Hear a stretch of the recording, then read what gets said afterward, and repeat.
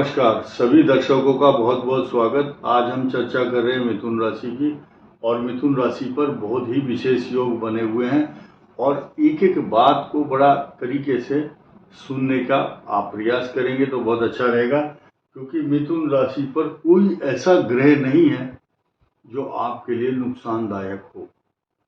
और बहुत से लोग जब अच्छे ग्रह की बात करते हैं तो लोग बड़े खुश होते हैं, लेकिन कुछ लोगों को ये होता है कि कोई खराब ग्रह तो बताया नहीं आपने, तो आप तो हमें खुश करने में लगे हुए हो। लेकिन अगर कड़वी बात कहीं बता दी जाए तो बहुत बुरा लगता है, बोले आप तो डराते हो।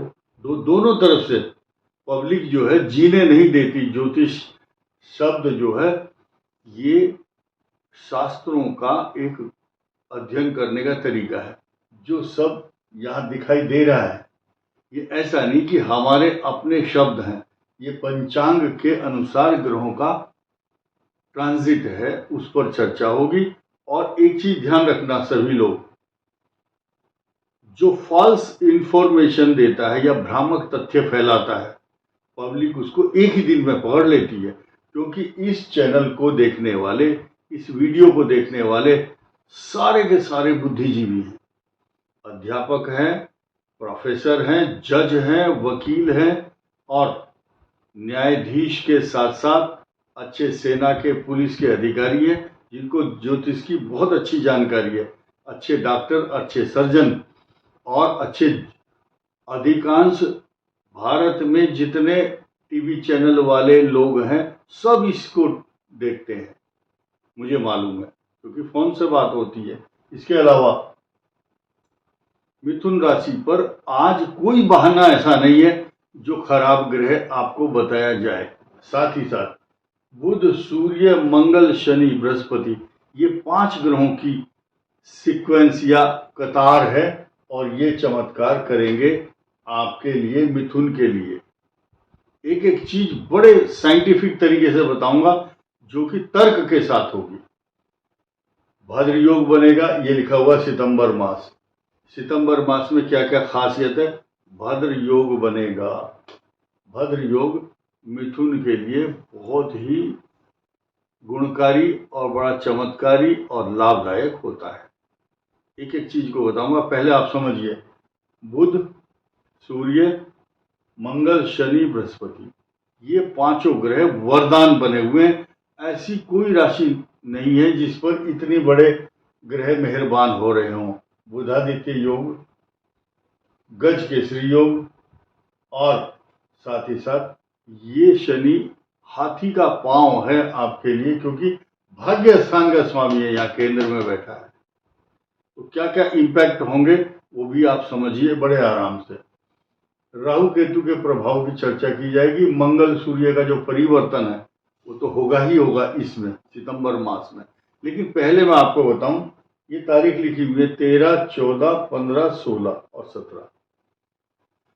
13 तारीख को मंगल का परिवर्तन, जो आपके घर में अशांति, तनाव, चिंता, कष्ट, बीमारी, घर के सदस्यों को, माता को, बुजुर्गों को कष्ट दे रहा था इसलिए आ गया क्योंकि 13 तारीख के बाद ये था है,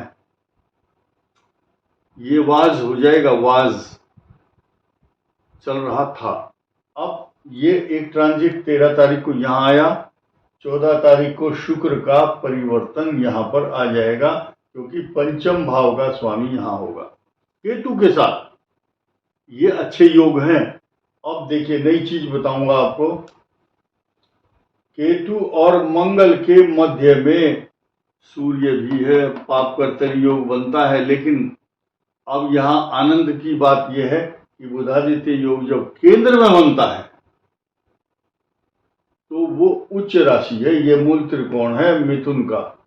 अब ये जो मृगशिर, आर्द्रा और पुनर्वसु नक्षत्र वाले हैं, मृगशिर, आर्द्रा, पुनर्वसु, ये मिथुन वाले हैं।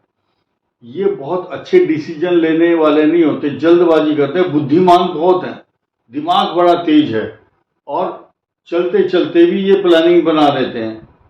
खाना खाते खाते, नाश्ता करते हुए भी प्लानिंग चलती रहती है दिमाग में इनके। अब ऐसी स्थिति में जब गज केसरी योग बना हुआ हो तो अच्छी मंत्रणा, अच्छे विचार आते हैं अब रॉन्ग डिसीजन आपके बहुत पहले होते थे, क्योंकि रॉन्ग डिसीजन ढैया में हुए हैं। रॉन्ग डिसीजन जब राहु केतु थे यहाँ पर, इन्होंने आपके ट्रांसफर कराया, एक जगह बैठने नहीं दिया, अशांत चित्त रहा, तो 1.5 साल 18 महीने झेला आपने केतु और राहु का। लेकिन अब तो ये राहु आपको सरप्राइज दे रहा, अचानक चमत्कार देगा और तरक्की भी देगा।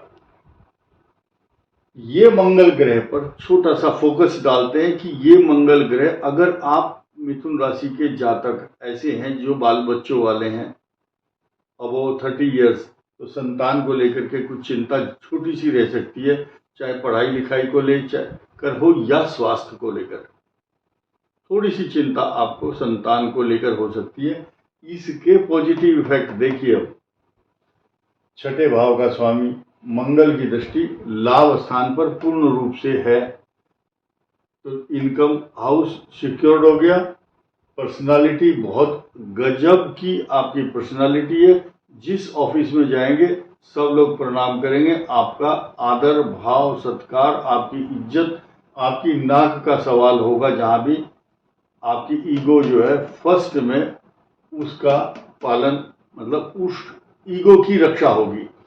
ज्योतिष शास्त्र में एक शब्द आता है महत्वाकांक्षा की रक्षा।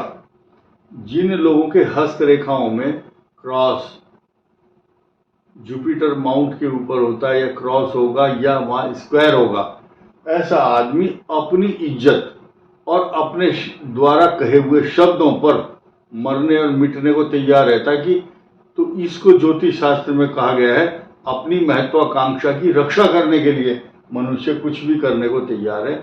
ये गजकेसरी योग आपकी महत्वाकांक्षाओं की रक्षा करने के लिए तत्पर है। इस समय आपको डरने की आवश्यकता नहीं है। और दूसरा प्रिविलेज मिल रहा है आपको बुधादित्य योग का। ऐसी स्थिति में इस शनि का बुध के ऊपर मित्र भाव से संयोग बना हुआ है, लेकिन सूर्य जब जहां आएंगे, ये पिता पुत्र का जो संयोग है, ये ठीक 30 दिन तक आपको बहुत बड़ा लॉस नहीं होने देगा। सिर्फ आपके जो भाई बहन हैं, सहोदर हैं, परिवार के लोग हैं, आपकी जो हिम्मत है उसमें कुछ बीच बीच में आपके आलस्य के कारण आपकी निराशा समझो, या आप बहुत अच्छे से बढ़ चढ़ के काम नहीं कर पा रहे हैं, तो ये शनि की दृष्टि इस पर है। तो ये भाव, इस भाव का स्वामी सूर्य, तो भाई बहन और पराक्रम को डाउन करता है। फिर भी ये करे, लेकिन ये बृहस्पति और चंद्रमा, गजकेसरी योग, बुधादित्य योग आपको कहीं से भी झुकने नहीं देगा, आपको अपमानित नहीं होने देगा। और संतान से संबंधित जुड़े हुए कुछ मामले रहेंगे, और स्वास्थ्य कुछ समय के लिए थोड़ा सा खराब हो सकता है। पेट के रोग, एंजाइटी, तनाव, चिंता, अशांति करता है। ये पद और प्रतिष्ठा को बढ़ाएगा।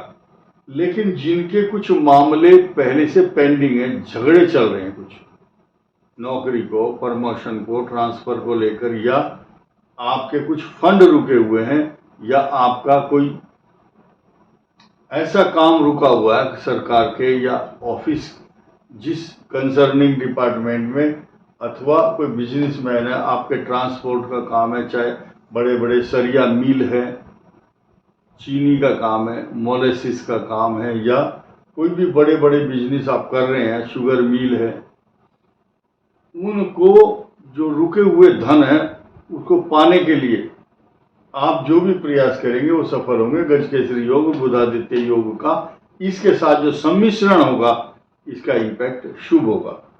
और हो क्यों ना, कारण क्या है? ये राहु आपके 9वें भाव में सरप्राइज देने के लिए, आपके भाग्य में 4 चांद लगाने के लिए आए, क्योंकि शनि की राशि में इनको अच्छा बल मिलता है। प्रदूषण नहीं है यहाँ राहु के लिए, घुटन नहीं है, इंडिविजुअल अकेले बहुत बड़ा काम करते हैं। और अगर इनके साथ इनके मन माफिक कोई ग्रह आ जाए तो अपार धन, अपार सफलता देते हैं। अब इस भाव का स्वामी केंद्र में आ जाता है तो मिथुन के लिए वो मेडिसिन बन जाता है, वो एक जरिया है तरक्की देने का। तो ये एक सफलता की सीढ़ी का द्योतक और परिचायक बना हुआ है। मिथुन राशि वालों को गाय को हरा चारा खिलाना चाहिए, पन्ना रत्न धारण करना शुभ रहता है, और साथ ही साथ श्राद्धों में, पितृपक्ष में अगर आप, क्योंकि कुछ ऐसी चीजें हैं सभी लोग श्राद्ध नहीं करते, जो बड़ा भाई है वो करता है, या जिन किसी के यहां श्राद्ध नहीं होता, तो श्राद्धों के दौरान जरूरी नहीं हो किस धर्म का है, माता पिता तो सबके ही होते हैं। इन तारीखों में यानी कि 6 तारीख से लेकर के और 21 तारीख तक, इन 15 दिन तक आपको रोज या तो गाय को रोटी दो अथवा सूर्य को जल तो देना ही चाहिए। और सिर्फ सूर्य चूंकि पितरों का कारक है, चंद्रमा मन का कारक है, तो इसलिए रोज तर्पण करना, पिंडदान देना, अगर ये आप सब नहीं जानते, इसको कुछ लोग अंधविश्वास मानते हैं, नहीं जी हमने जीते जी तो सेवा नहीं की, अब क्या प्राप्त करेंगे। तो यानी कि अगर आप अपने पितरों को याद करते हैं, पितरश्च उपासते तया मामध्ये में ध्याग्ने में धाविनम गुरु, यानी कि जो पितरों की उपासना करता है तो उनको कई हजार गुना तप करने का सौभाग्य मिलता। आप ये समझिए अश्वमेघ यज्ञ करने के समान है फल। सिर्फ पितरों के प्रति अपनी कृतज्ञता, तिलांजलि, श्रद्धांजलि, जलांजलि, पुष्पांजलि, ये सलिलांजलि भगवान राम ने भी वनवास के दौरान 2 श्राद्ध किए, अपने पिता का भी किया और जटायु का भी किया था। तो जो लोग करते हैं उनको कई हजार गुना लाभ और फल मिलता है। इस वीडियो में इतना ही। धन्यवाद, नमस्कार।